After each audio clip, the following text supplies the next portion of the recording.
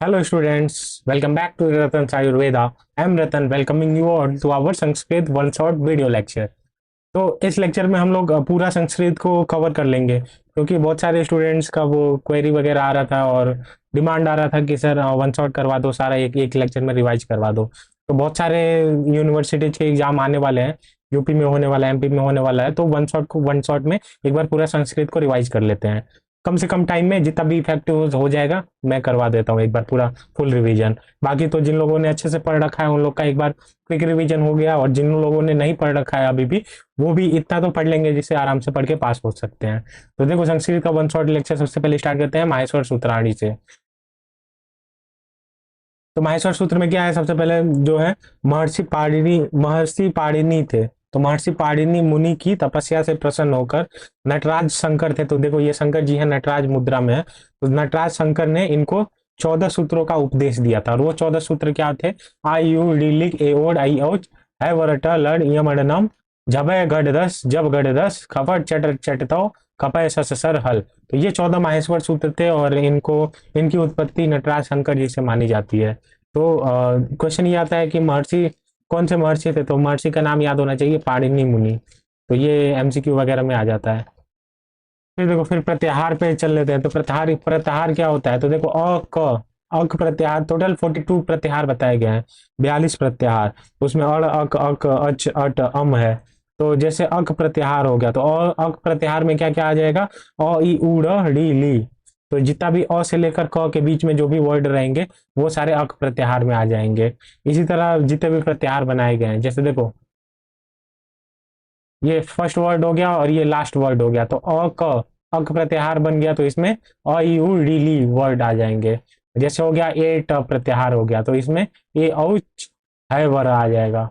तो ये ऐसे प्रत्याहार होता है, टोटल 42 प्रत्याहार बनेंगे। तो वो परमुटेशन कॉम्बिनेशन लगा के बनाते रहना। और ये सारा जितने भी प्रत्याहार है लिख दिया मैंने। फिर हम नेक्स्ट देख लेते हैं, नेक्स्ट क्या है। तो देखो उच्चारण स्थान आ सकता है, एमसीक्यू वगैरह में उच्चारण स्थान आता ही है। तो देखो याद कैसे करना है, अकु विसर्जनियाना कंठ।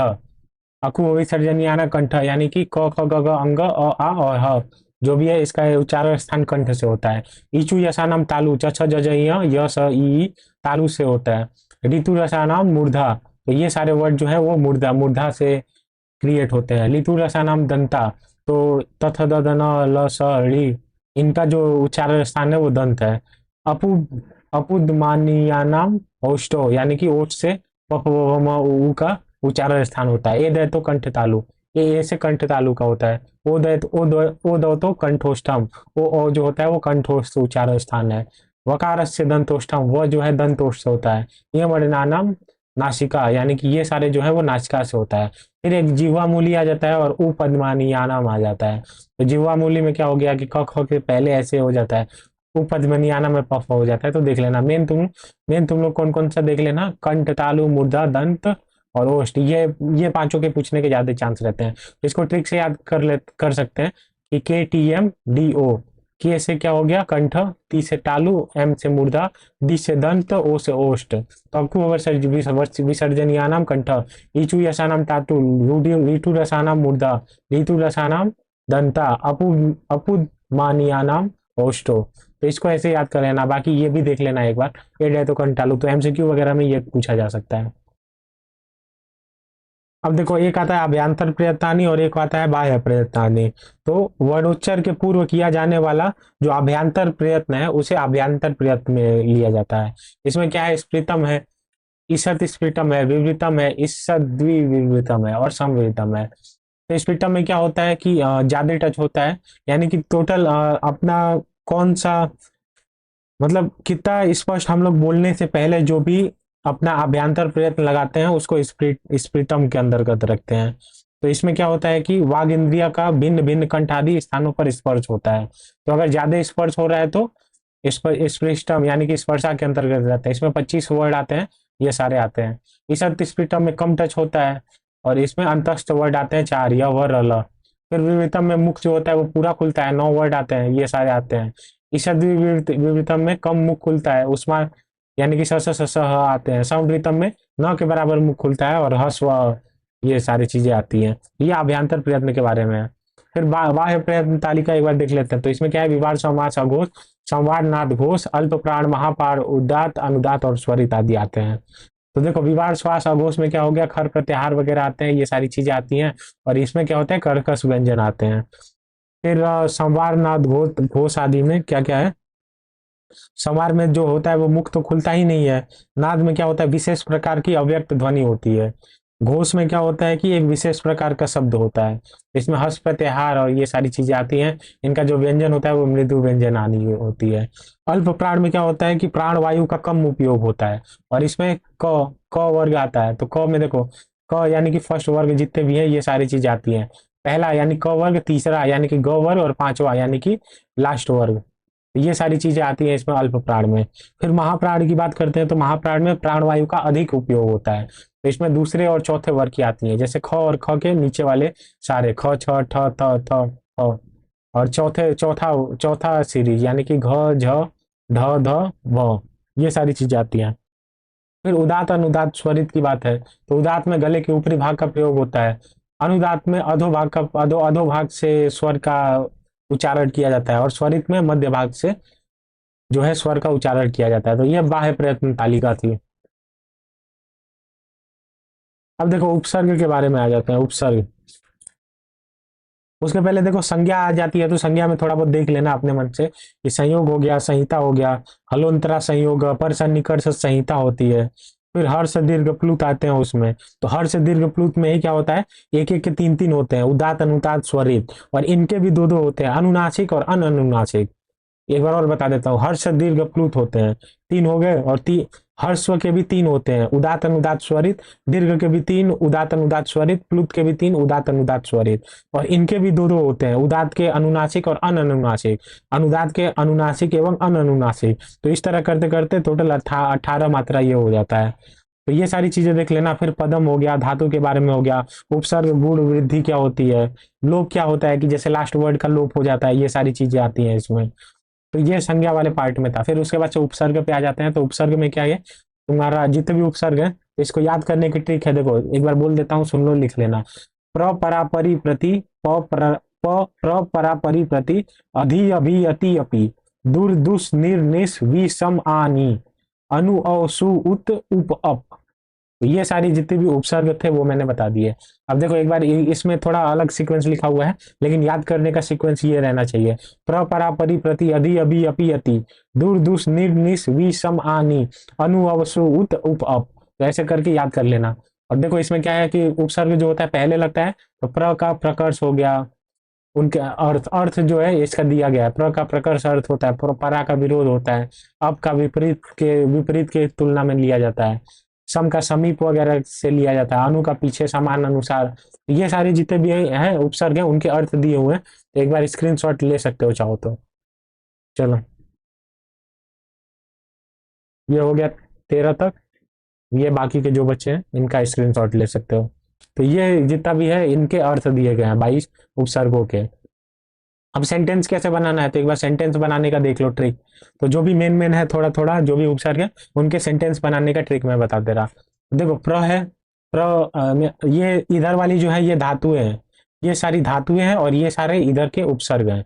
तो उपसर्ग, धातुओं में जब उपसर्ग लगता है तो उनका जो सेंटेंस हो, जो उनका जो अर्थ होता है वो कई बार चेंज हो जाता है। जैसे हर धातु है तो उसमें प्र उपसर्ग लग गया तो प्रहार बन गया।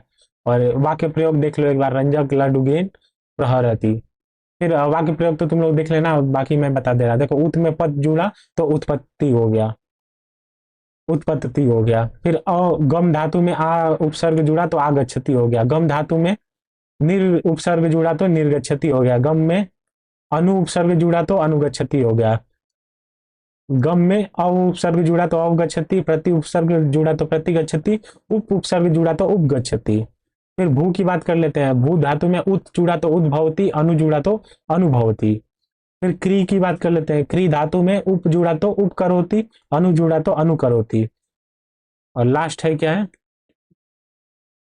ये श्री धातु है तो इसमें अनु है तो अनुसरती हो गया, उप है तो उपसर्पति हो गया, नी अगर उपसर्ग जुड़ा तो निसरती हो गया। साथ ही री यानी कि हर की बात करते हैं तो इसमें वी उपसर्ग जुड़ गया तो विहरती हो गया।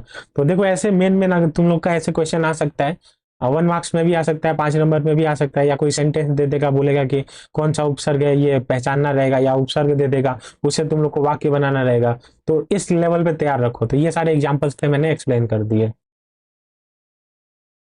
अब देखो अव्यय की बात क्या है, अव्यय की बात कर रहे हैं। तो अव्यय में क्या होता है कि जिनके रूपों में तीनों तीनों लिंगों में, यानी कि जो भी भूतकाल हो गया, भविष्य काल हो गया, वर्तमान काल हो गया, विभक्तियों आदि में सभी वचनों में कोई परिवर्तन नहीं होता है, अर्थात जो सदा एक ही रूप में रहते हैं वह अव्यय कहलाते हैं। तो अव्यय जो है वो क्या है, बेसिकली ये मतलब एक सेंटेंस के बीच में जुड़ा होगा, एक वर्ड होगा और उसका कुछ मीनिंग होगा। तो अभी मैं सेंटेंस के फॉर्मेशन में भी बताऊंगा। अभी देख लेते हैं कि मेन मेन अव्यय अव्यय कौन कौन से होते हैं। तो देखो, च च अव्यय जुड़ सकता है, उसका अर्थ होता है और होता है। फिर अपी हो सकता है, अपी का जो अर्थ होता है वो भी होता है। खलु का अर्थ निश्चय होता है, ही का हेतु होता है, तू का लेकिन होता है, ही का प्रसिद्ध होता है। धनु प्रश्न सूचक वा विकल्प एव ही, पुनः फिर, बिना बिना, उच्च ऊंचा, रिते बिना, एवं इसी तरह। तो ये सारे अव्यय हैं और उनके अर्थ इधर लिखे हुए हैं। तो एक बार देख लो इधर भी। ठीक है, स्क्रीनशॉट ले लो, और इसका भी स्क्रीनशॉट लेना है तो ले लो। ये सारे अव्यय लिखे हुए हैं और उनके अर्थ लिखे हुए हैं। अब इन अव्यय का सेंटेंस में कैसे उपयोग करना है, सेंटेंस में कैसे हम लोग यूज में ले सकते हैं, वो देख लेते हैं एक बार।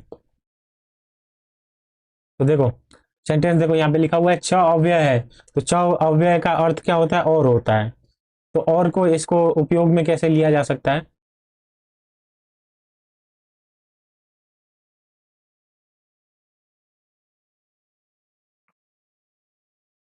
तो देखो, चरक सुश्रुत वाग्भट च आयुर्वेद से आचार्य संति। तो च यहाँ पे आया है, च।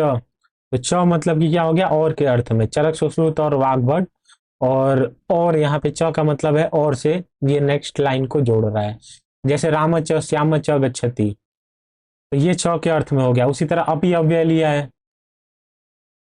अगर अपी अव्यय है तो उसमें उसमें भी क्या हो गया, इयम धिक मनोज्ञा वल्क लेनापि तन्वी।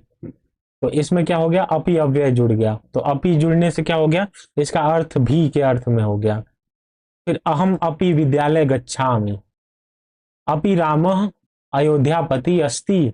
तो अस्ति अस्ति के बारे में जो भी है, अपी का जो है वो रूप है, अलग अलग जगह पे अलग अलग उपयोग किया जा सकता है सेंटेंस में। तो वैसे ही खलु का है, ही का है, तू का है। तो इधर जितने भी हैं अर्थ ये दिया गया है, तू का लेकिन, किल का प्रसिद्ध के अर्थ में। और इधर सारा सेंटेंस के बारे में दिया गया है। तो ये सारी चीजें देख लेना, स्क्रीनशॉट ले लो इसका। ठीक है। फिर ये जितना भी है सेंटेंस ऐसे बनाने के लिए अव्यय का आ सकता है। एक बार मेन मेन अव्यय जो है उसको याद कर लेना। यहाँ पे जितने बताए गए हैं वो मेन मेन अव्यय हैं। और बाकी ऐसे बस सिर्फ नाम नाम याद रख लेना, कि जैसे कोई सेंटेंस आ जाएगा, पूछ लेगा कि कौन सा अव्यय है, इसमें क्या है, तो ऐसे बता सकते हो। प्रत्यय की बात कर लेते हैं। तो प्रत्यय में देखो,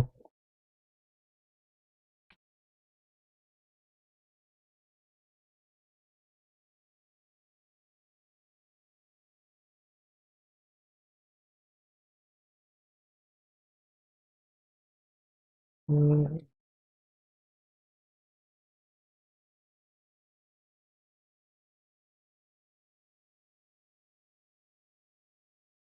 देखो प्रत्यय में क्या होगा, लास्ट में कोई ना कोई वर्ड जुड़ जाएगा तुम्हारे। जैसे कोई,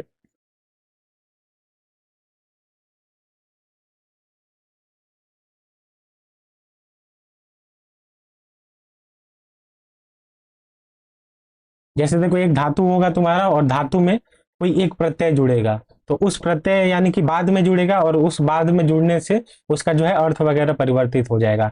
जैसे कत प्रत्यय में क्या जुड़ता है, तह जुड़ता है। जैसे एग्जाम्पल हो गया, गत हो गया, पठित हो गया। कत्वा प्रत्यय में त्वा जुड़ता है, गत्वा हो गया, दृष्टवा हो गया। ये एग्जाम्पल्स हैं तुम्हारे, एग्जाम्पल्स। ठीक है। और ये जो है ये जुड़ रहा है, और प्रत्यय का नाम ये है। कत्वतु, यानी कि कत्वतु में, कत्वतु प्रत्यय में वान प्रत्यय जुड़ता है, और गतवान पथिटवान हो गया। कि तीन प्रत्यय में ती जुड़ता है लास्ट में, जैसे कृति हो गया, धृति हो गया। श्रित में अन जुड़ता है, गच्छन हो गया, पठन हो गया। सानच में आन जुड़ता है, लाभवान सहमान। तुमुन में तुम जुड़ता है, वक्तुम हो गया, पठितुम हो गया। तव्यत में तव्य जुड़ता है, गंतव्य हो गया, कर्तव्य हो गया। इसी तरह लेप में प जुड़ता है, सॉरी लेप में यह जुड़ता है लास्ट में, विहस्य हो गया, संपट्ठ हो गया। ल्यूट में अनम जुड़ता है, पट्टनम हो गया, नैनम हो गया। वूल में अक जुड़ता है, शासक हो गया, नाटक हो गया। एग्जाम्पल ऋणी में लास्ट में ई जुड़ता है, योगी हो गया, गुणी हो गया, धनी हो गया। अनियर में नी जुड़ता है, जैसे एग्जाम्पल गढ़नी हो गया और चैनी हो गया। तो ये सारे ये प्रत्यय था, बस इतना ही देखना है, और इससे रिलेटेड सेंटेंस बनाने को आएगा तो वो तुम लोग कर सकते हो। ये मेन मेन प्रत्यय तुम लोग को पता होने चाहिए। चलो विशेषण विशेष्य की तरफ आ जाते हैं, एक बार जल्दी जल्दी निपटाते हैं। फिर संधि समास के बारे में पढ़ेंगे, उसके बारे में थोड़ा सा चर्चा करनी है। और उसका उसका मेरे पास संधि समास इन सारी चीजों का जो भी है बहुत शानदार ट्रिक है, ट्रिक से याद करोगे, जो जो भी काम का है मैं बता दूंगा अभी, वो सब कुछ क्लियर हो जाएगा तुम लोग का। देखो विशेषण विशेष्य क्या होता है, तो जिसकी विशेषता बताई जाती है उसे विशेष्य कहते हैं। अर्थात जो शब्द संज्ञा एवं सर्वनाम की विशेषता बताए उसे विशेषण कहते हैं। जैसे एग्जाम्पल देखो, एग्जाम्पल से समझते हैं, सुंदर बालक, तो सुंदर जो है वो बालक की विशेषता बता रहा है, तो सुंदर हो विशेषण हो गया। अब जिसकी विशेषता बताई जा रही है, यानी कि यहाँ पे बालक की विशेषता बताई जा रही है, बालक सुंदर है, तो बालक जो है वो मेरा विशेष्य हो गया। तो बालक विशेष्य हो गया और सुंदर जो है वो विशेषण हो गया। तो ये विशेषण विशेष्य का कॉन्सेप्ट था, तो दोनों क्लियर हो गया। अब विशेषण के भेद भेद देख लेते हैं। तो देखो ये क्वेश्चन आता है, विशेषण के भेद वगैरह आ सकते हैं।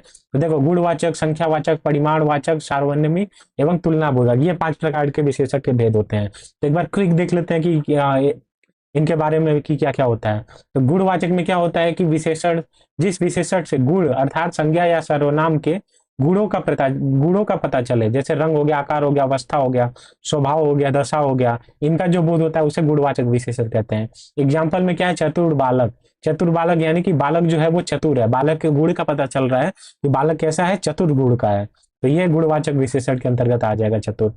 संख्यावाचक में क्या होता है कि संख्या का पता चलता है, जैसे कि एग्जाम्पल के रूप में एक छात्र, तो एक छात्र यानी कि संख्या का पता चल रहा है। पंच छात्र, पंच छात्रा, तो 5 छात्रा पता चल रहा है। कश्चित जन, तो कश्चित जन मतलब कितने लोग हैं, तो ये अनिश्चित संख्यावाचक का उदाहरण है। तो देखो संख्यावाचक के 2 भेद बताए गए, निश्चित संख्यावाचक और अनिश्चित संख्यावाचक। अगर संख्या निश्चित दी गई है, 1 दिया गया है, 5 दिया गया है, तो ये निश्चित संख्यावाचक के अंतर्गत आएंगे, लेकिन वहीं अगर कश्चित जन अनिश्चित दिया गया है तो ये अनिश्चित संख्यावाचक के अंतर्गत आएंगे।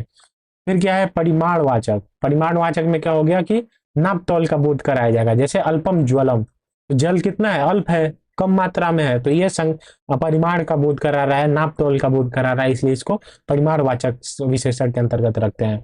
फिर सार्वनामिक में क्या है, जिस सर्वनाम का प्रयोग विशेषण के रूप में होता है उसे सार्वनामिक विशेषण कहते हैं। तो सर्वनाम का प्रयोग विशेषण के रूप में किया जा रहा है, जैसे क्या हो गया, तस्मिन ग्रामे हो गया, तो ये सार्वनामिक विशेषण हो गया। स छात्र पठती, तो स जो हो गया वो सार्वनामिक विशेषण हो गया। इदम पुस्तकम मम अस्ति, तो यहाँ पे सार्वनामिक विशेषण हो रहा है। तुलना बोधक में क्या हो गया कि तुलना किया जाता है, 2 या 2 से अधिक पदार्थों या भावों के गुण, रूप, स्वभाव, स्थिति आदि का परस्पर तुलना किया जाता है विशेषणों के साथ, उसे तुलना बोधक विशेषण कहते हैं। तो इसके भी एग्जाम्पल दिए हैं, एक बार देख लेना, बुक से भी चाहो तो देख सकते हो इसको। सामान्य विशेषण हो गया, तुलनात्मक विशेषण हो गया, उत्तरात्मक विशेषण हो गया। इतना डीप नहीं जाएंगे, बस तुम लोग को इसका भेद पता होने चाहिए और भेद के बारे में कुछ कुछ पता होना चाहिए। तो गुणवाचक गुण बताएगा, संख्यावाचक संख्या बताएगा, परिमाणवाचक उसके नाप तौल वगैरह बताएगा, सार्वनामिक सर्वनाम का प्रयोग होगा विशेषण की जगह पे, और लास्ट तुलना बोधक हो गया, तो 2 में तुलना करवाएगा। चलो ये पोर्शन खत्म हो गया, अब आ जाते हैं मेन संधि पे। तो संधि 15 मार्क्स कैरी करता है और बहुत इंपॉर्टेंट है, और संधि में भी क्या है, स्वर संधि और व्यंजन संधि इंपॉर्टेंट है, और उसमें भी सबसे ज्यादा स्वर संधि इंपॉर्टेंट है। तो सबसे पहले हम लोग स्वर संधि से ही स्टार्ट करते हैं और इसको फिनिश करते हैं। तो देखो मेरे पास बहुत शानदार ट्रिक है, इस ट्रिक से याद करोगे तो बहुत जल्दी तुम लोग को याद हो जाएगा, स्वर संधि अच्छे से समझ में आ जाएगा। तो देखो कैसे याद करना है, तो सबसे पहले देखो एक बार इधर लिखने का तरीका देखो, अ ई उ ड़ ली ए ओ ए औ, तो ऐसे लिख लेना है इधर ये सारी चीजें, और सेम सीक्वेंस में इसको इधर लिख लेना है। ध्यान से सुनना है, अगर थोड़ा सा भी स्किप करोगे वीडियो तो फिर समझ में नहीं आएगा, संधि तुरंत खत्म हो जाएगा, तुम लोग का पता भी नहीं चलेगा। यूं चुटकी बजाते 5 मिनट के अंदर संधि कंप्लीट करवाऊंगा मैं, और पूरा याद करवा दूंगा, कोई भी एग्जाम्पल आएगा एक्सेप्शन को छोड़ के, जितना भी नॉर्मल संधि होता है तुम लोग के सारे संधि हो जाएंगे। तो देखो लिखना है अ ई उ डी ली ए ओ ए औ, तो ऐसे इधर भी लिखना है अ ई उ डी ली ए ओ ए औ। तो देखो यहाँ पे हम लोग लिखे हैं, तो यहाँ पे ई का मतलब ई और बड़ी ई भी है, ऊ और बड़ा ऊ भी है, ई और बड़ी ई भी है, और ऊ और बड़ा ऊ भी है, अ और आ भी है, और अ और आ भी है। तो इसको लिखना नहीं है लेकिन अपने माइंड में रखना है। तो जो मैं बता रहा हूँ एकदम ध्यान से सुनना, बहुत शानदार ट्रिक है, एकदम एक बार में याद हो जाएगा। तो देखो अ लिखना है और इधर भी ये लिखना है। तो देखो अगर सेम आते हैं, जैसे दीर्घ संधि का सूत्र है अक सवर्णे दीर्घ। अक सवर्णे दीर्घ का मतलब है कि देखो अगर सेम दोनों साइड आते हैं, जैसे इधर अ है और इधर भी अ आ गया, यानी कि संधि में क्या हो गया, प्लस रहता है ना, तो लेफ्ट हैंड साइड भी तुम्हारा अ आ गया, प्लस राइट हैंड साइड भी अ आ गया। तो दोनों मिला के क्या हो जाता है, अ और अ जुड़ के दीर्घ बन जाता है, यानी कि आ बन जाएगा। उसी तरह ई और ई मिलके, चाहे वो छोटा ई है चाहे वो बड़ा ई है, ई प्लस ई मिलके बड़ी ई बन जाएगा, ऊ प्लस ऊ मिलके बड़ा ऊ बन जाएगा। तो ऐसे ये होता है अकसवर्णे दीर्घ, यानी कि सामने सामने जो भी आएगा तुम्हारा, अ में अ जुड़ रहा है, ई में ई जुड़ रहा है, ऊ में ऊ जुड़ रहा है, डी में डी जुड़ रहा है, तो ऐसे जो होगा वो दीर्घ के अंतर्गत आएगा, यानी दीर्घ में सामने सामने जुड़ेंगे। दीर्घ याद हो गया, क्लियर हो गया। एग्जाम्पल देखो, दैत्य धन अरि दैत्यारी, अ धन अ आ हो जा रहा है, सत्य धन अर्थ सत्यार्थ, अ धन अ आ हो गया, मुनि धन इंद्र मुनिंद्र, ई धन ई बड़ी ई हो गया, मुनि में नौ पे छोटी ई थी, इंद्र में ई छोटी ई थी, लेकिन दोनों जुड़ के मुनिंद्र बन गए, यानी कि नौ में बड़ी ई हो गई। वधु धन उत्सव वधुत्सव हो गया, विष्णु धन उदय विष्णुदय हो गया, तो ऊ में ऊ जुड़ गया। उसी तरह पितृ धन ऋणम पितृणम, मात्र धन ऋणिकार मात्रकार। तो ऐसे करके अगर सामने सामने आ जाए तो ये दीर्घ दीर्घ संधि होती है, अकस्वर्णे दीर्घ। क्लियर हो गया। अब देखो, अब आधे गुड़ गुड़ संधि पे पहुंचते हैं। तो गुड़ संधि में क्या करेंगे, हम लोग एक को फिक्स करेंगे। हम लोग अ को फिक्स कर दिए, और यहाँ पे ऐसे एक सीक्वेंस बनाए, ई हो गया, ऊ हो गया, डी हो गया और ली हो गया, और यहाँ पे लिख दिया गुड़। इसकी परिभाषा है आधेर गुड़। तो ये अ को हम लोग जो फिक्स किए हैं, तो अ का ई से, अ के लेफ्ट साइड में अ रहेगा, राइट साइड में ऊ रहेगा, फिर लेफ्ट साइड में अ हो सकता है, राइट साइड में ली हो सकता है, लेफ्ट साइड में अ हो सकता है और राइट साइड में ली हो सकता है। तो अगर ऐसा कुछ तुम लोग कहीं देखने को मिल रहा है, तो डायरेक्ट गोल संधि मार सकते हो। तो उसमें क्या होता है, अ और ई जुड़ के ए बन जाता है, अ और ऊ जुड़ के ओ बन जाता है, अ और ली जुड़ के अर बन जाता है, और अ और ली जुड़ के अल बन जाता है। तो ये आधेर गुड़ का सीक्वेंस था। एग्जाम्पल देखो, देवधन ऋषि देवधन ऋषि देवर्षि और देवर्षि, और हो गया देवर्षि। उसी तरह राजधन ऋषि, अधन री राजधन ऋषि राजर्षि। तो ये क्लियर हो गया। उसी तरह अब क्या है, तव धन लिकार तव्वलकार अलकार, तो अल आ गया उसमें बीच में। महाधन ईश महेश, महाधन ईश, आधन ई, बताया था ना, अ भी हो सकता है आ भी हो सकता है, आधन ई यानी कि ए हो गया, महाधन ईश महेश हो गया, उपधन इंद्र उपेंद्र हो गया, उपधन इंद्र उपेंद्र हो गया। उसी तरह एक ऊ का भी एग्जाम्पल देख लो, पर धन उपकार, अधन उ ओ परोपकार, पधन उप पर धन उपकार परोपकार, अधन उ यानी कि ओ बन गया। तो ये आधेर गुड़ हो गया, गुड़ संधि हो गया। वृद्धि रेचि देख लो एक बार, वृद्धि संधि किसे कहते हैं। तो देखो, वृद्धि संधि में क्या होगा कि तुम्हारा ये अ फिक्स रहेगा एक साइड में, अ या आ हो सकता है, बता ही दिया हूँ, बार बार नहीं बताऊंगा, अ या आ हो सकता है। और उसके बाद से ये तो लेफ्ट साइड में होगा, और राइट साइड में प्लस होके ए हो सकता है, ओ हो सकता है, ए हो सकता है और ओ हो सकता है।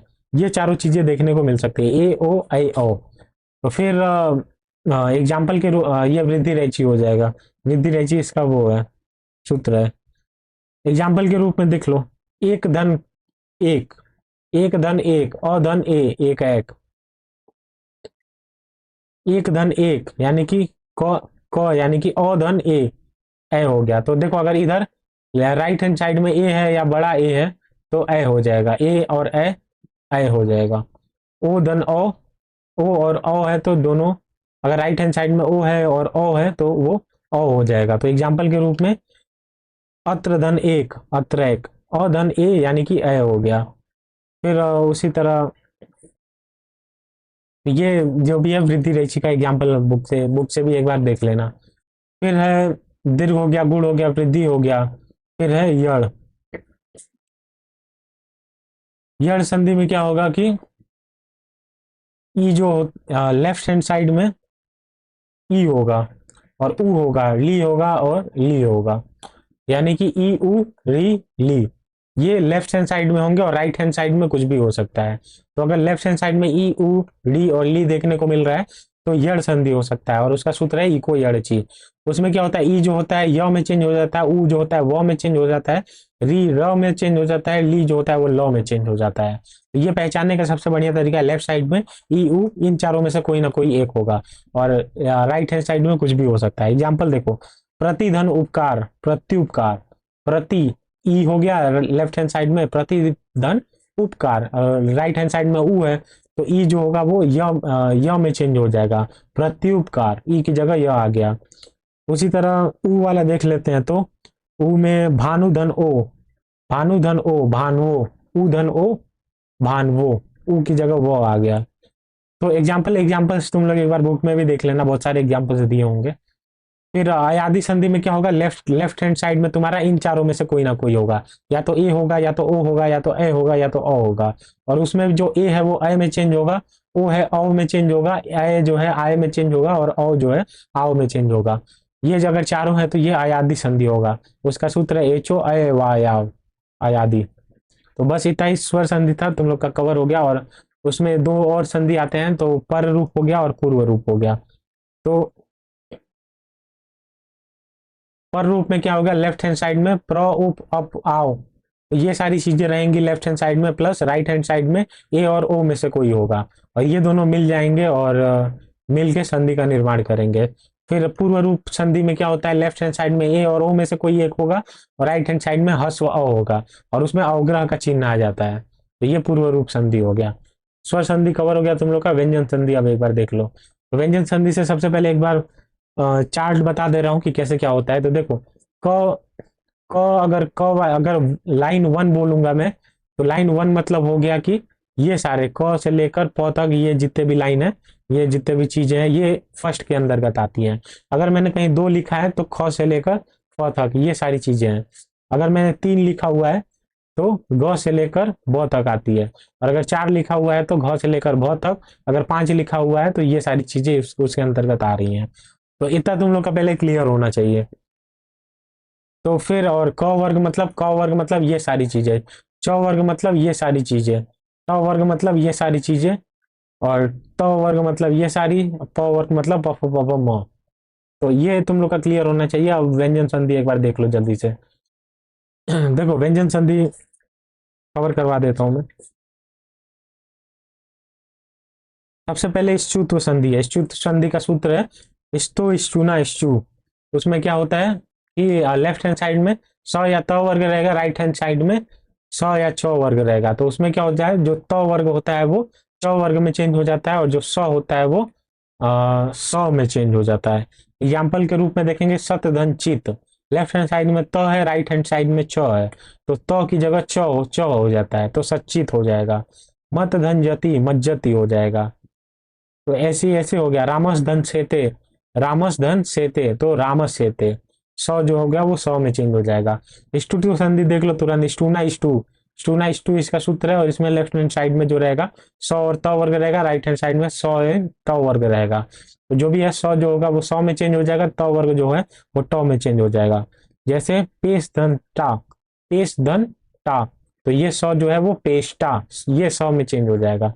उसी तरह क्या है, रामस धन ष्ठ, राम ष्ठ। जसा तो संधि देख लो। जसा तो संधि में क्या होता है कि लेफ्ट हैंड साइड में एक दो तीन चार वाले पद रहेंगे। एक दो तीन चार मतलब ये एक दो, एक first group, second group, third group और फोर्थ ग्रुप, इन चारों में से कोई होगा लेफ्ट हैंड साइड में। और राइट हैंड साइड में तीन चार पांच हो सकता है, या फिर य व र ल हो सकता है, या फिर कोई स्वर हो सकता है। अगर ऐसा है तो लेफ्ट हैंड साइड वाला जो भी वर्ड है उसके अपने जो भी सीक्वेंस है उसका थर्ड वर्ड आदेश हो जाएगा।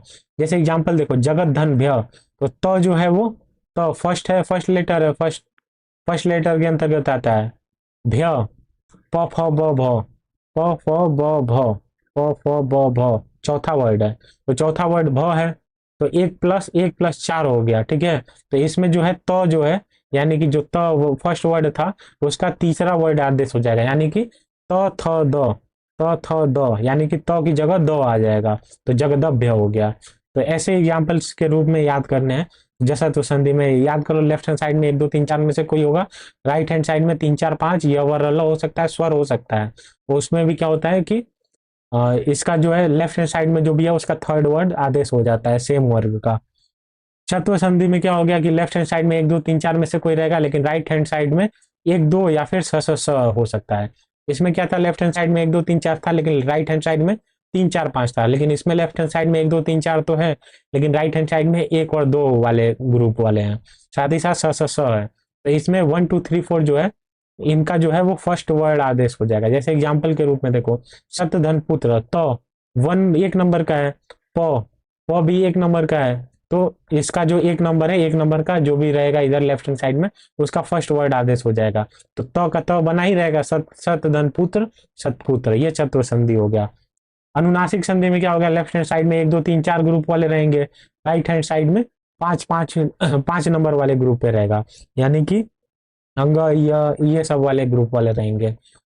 तो इसमें क्या होगा, जो लेफ्ट हैंड साइड वाला है इसका जो है वो पांचवा वर्ड आदेश हो जाएगा। एग्जाम्पल के रूप में देखो, दिक धन नाग, तो क जो है लेफ्ट हैंड साइड में फर्स्ट है, और लेफ्ट हैंड साइड में न है, यानी कि पांचवा वर्ड है। तो तो जो क है, यानी कि जो फर्स्ट वर्ड है वो पांचवें वर्ड में चेंज हो जाएगा, यानी क ख ग घ अंग, पांचवा वर्ड क ग्रुप का जो है वो अंग है, तो दिगन्नाथ हो जाएगा। उसी तरह छत्व संधि में क्या होगा, लेफ्ट हैंड साइड में एक दो तीन चार होंगे, और राइट हैंड साइड में स होगा, या स के साथ साथ कोई, स के बाद कोई स्वर होगा, या फिर य व र ल ह होगा। ऐसे छत्व संधि को पहचानेंगे। तो मेनली यही पूछा जाता है, स्वर संधि पूछ सकता है या व्यंजन संधि पूछ सकता है, और कुछ इस पे ज्यादा लोड लेने वाली बात नहीं है। शब्द प्लस धातु रूप देख लो कौन कौन से इंपॉर्टेंट है, क्या क्या पूछा जा सकता है। तो देखो, आकारांत इकारांत उकारांत मेनली यही पूछा जाता है, और उसमें भी आकारांत और इकारांत ज्यादा पूछा जाता है, और उसमें भी सबसे ज्यादा आकारांत ही पूछा जाता है।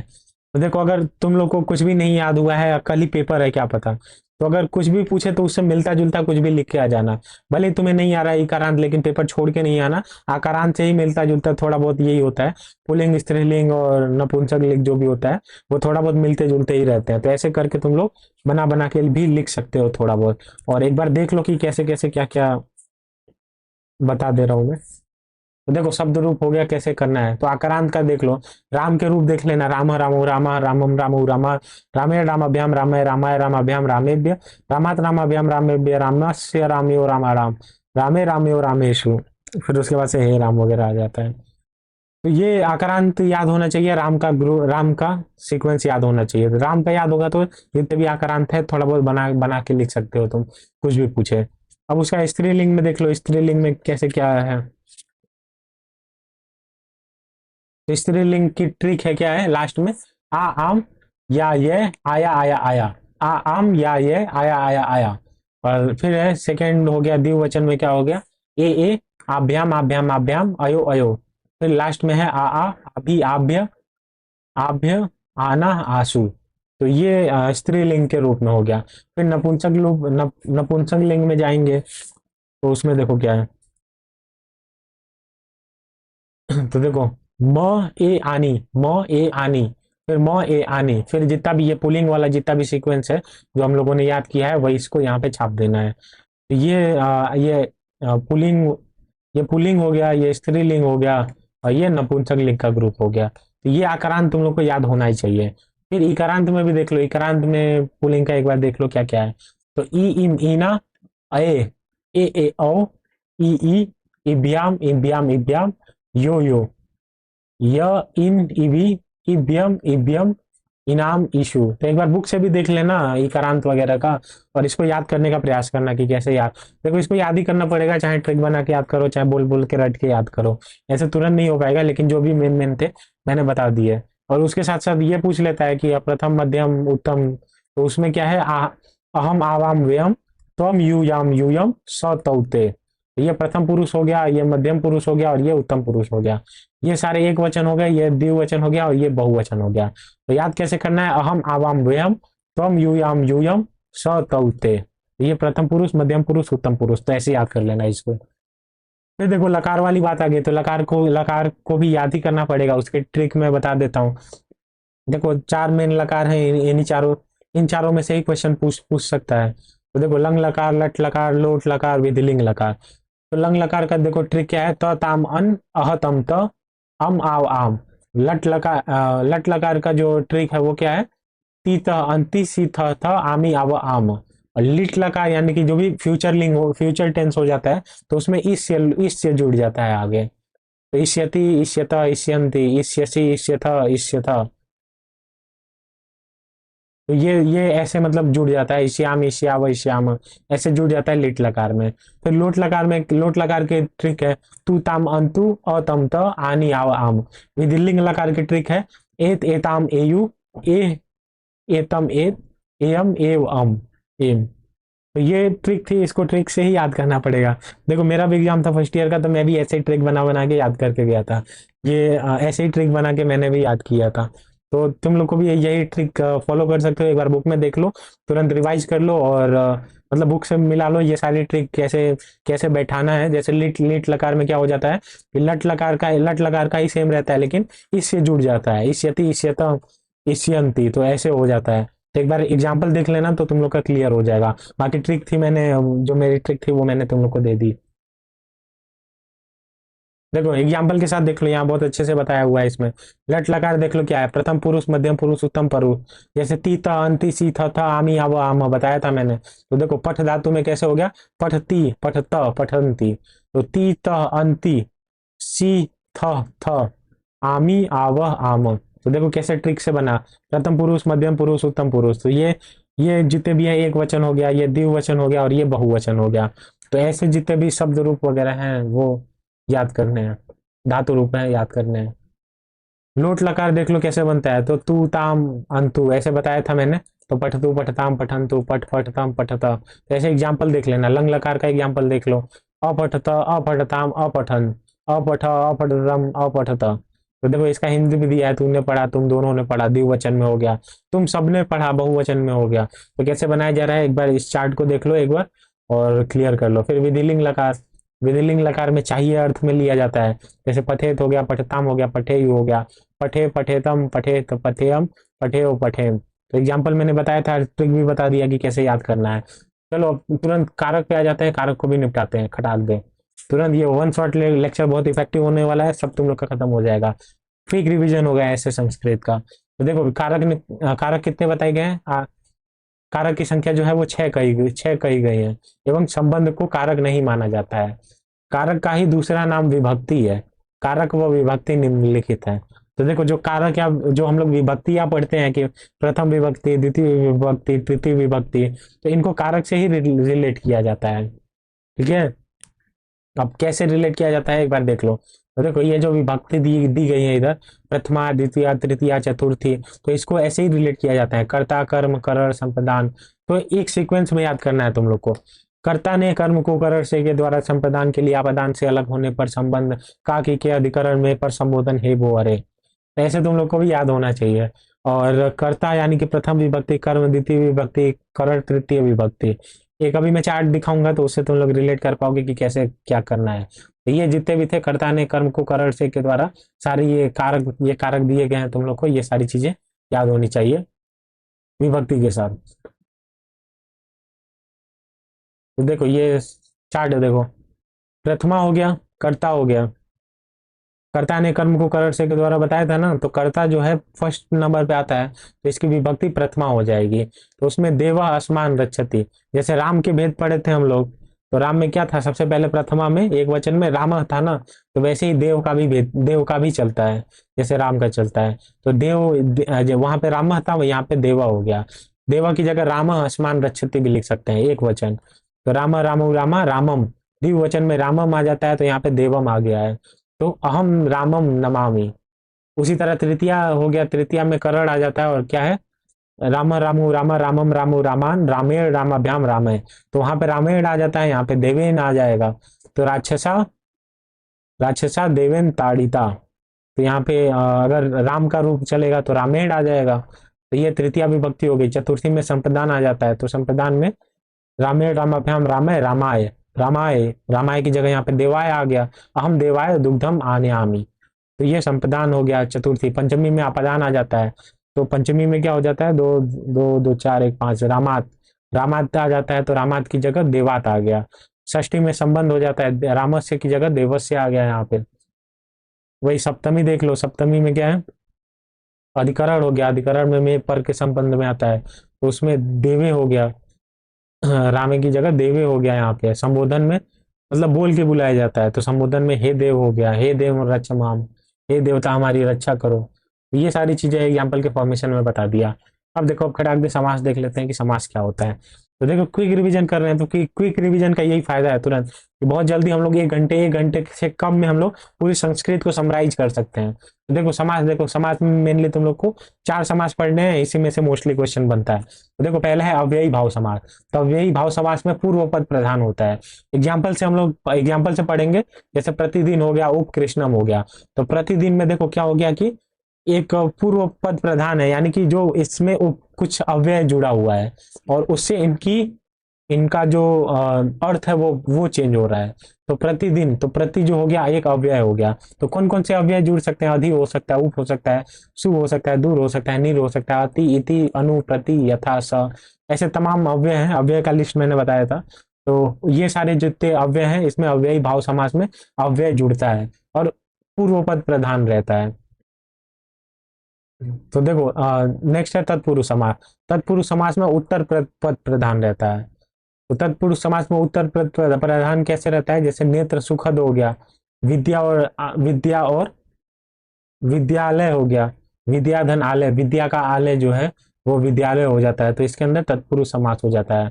नेत्र सुखद जो है ये तत्पुरुष समास हो गया है। तो यही है, इसमें क्या है कि कर्ता ने के रूप में उपयोग नहीं होता है, संबोधन के रूप में उपयोग नहीं होता है, बाकी सारे रहते हैं। यानी कि कर्म कर्म तत्पुरुष समास के रूप में उपयोग हो सकता है, मतलब कर्म, करण, संप्रदान, अपदान, ये सारी चीजें जो है वो तत्पुरुष के अंतर्गत आ सकती हैं। वो तो खैर डीप में जाने की बात है, अभी मेन मेन बस एग्जाम्पल के रूप में बता रहा मैं। बहुब्रीहि समास में अन्य पद प्रधान रहता है, यानी कि दशानन हो गया, पीताम्बर हो गया, 10 है आनंद जिसके, यानी कि तुलना की जा रही है किससे, रावण से। तो इसका मतलब कुछ और ही है। तो दशानन यानी कि यहाँ पे लिखा तो है 10 है आनंद जिसके, लेकिन इसका अर्थ कुछ और ही है, तो ये अन्य पद प्रधान के श्रेणी में आ जाएगा, तो ये बहुब्रीहि समास हो जाएगा। द्वंद्व समास में क्या होता है, उभय पद प्रधान रहते हैं, दोनों पद प्रधान रहते हैं। जैसे माता पिता पाप पुण्य, माता और पिता, पाप और पुण्य, तो दोनों पद सेम बराबरी वाले हैं, तो ये द्वंद्व समास के अंतर्गत आ जाते हैं। उसी तरह द्विगु समास आ जाता है, द्विगु समास में संख्या वगैरह आ जाती है, लेकिन मेन जो है तुम लोग की यही 4 समास है, पढ़ के जाने हैं, आराम से तुम लोग के कवर हो जाएंगे सारी चीजें। अब आई थिंक कंप्लीट हो गया ये समास वगैरह का पोर्शन। तो देखो इतनी जल्दी हम लोगों ने पूरा संस्कृत का रिवीजन कर लिया, और चलो अब ज़्यादा टाइम नहीं लूंगा, फिर डिस्क्रिप्शन में टेलीग्राम चैनल दे दूंगा, वहां से ज्वाइन कर लेना, जितने भी नोट्स वगैरह हैं सब कुछ मिल जाएंगे इस चैनल पे। कंटिन्यूअस जो है ऐसे ही क्रैश कोर्स वगैरह से रिलेटेड या जितने भी लेक्चर वगैरह हैं आते रहेंगे, तो प्लीज सब्सक्राइब माई चैनल। और बाकी जितने भी पेपर होने वाले हैं सबका मैंने सिलेबस एक्सप्लेन कर दिया है कि कौन कौन से इंपॉर्टेंट चैप्टर है, कौन कौन से इंपॉर्टेंट टॉपिक्स हैं, वहाँ वहाँ से क्वेश्चन आने के चांस है। तो सारे जितने भी वीडियो लेक्चर्स वगैरह हैं इससे रिलेटेड, क्रैश कोर्स टाइप से या सिलेबस वगैरह टाइप से रिलेटेड, तो वो डिस्क्रिप्शन में लिंक मैं दे दूंगा, वहाँ से जाके जितने भी जो भी एग्जाम आता है तुम लोग वहाँ से सिलेबस वगैरह या फिर कौन कौन से इंपॉर्टेंट क्वेश्चन है वो सारी चीज़ें देख सकते हो। तो चैनल को सब्सक्राइब कर लो, और फिर मिलते हैं। और कोई भी क्वेरी आए तो वहाँ पे इंस्टाग्राम हैंडल दिया गया है, कांटेक्ट कर सकते हो, क्वेश्चन अपनी क्वेरी वगैरह पूछ सकते हो, रिप्लाई मिल जाएगा। ठीक है, और फिर चलिए मिलते हैं नेक्स्ट लेक्चर में, तब तक के लिए जय हिंद गाइस।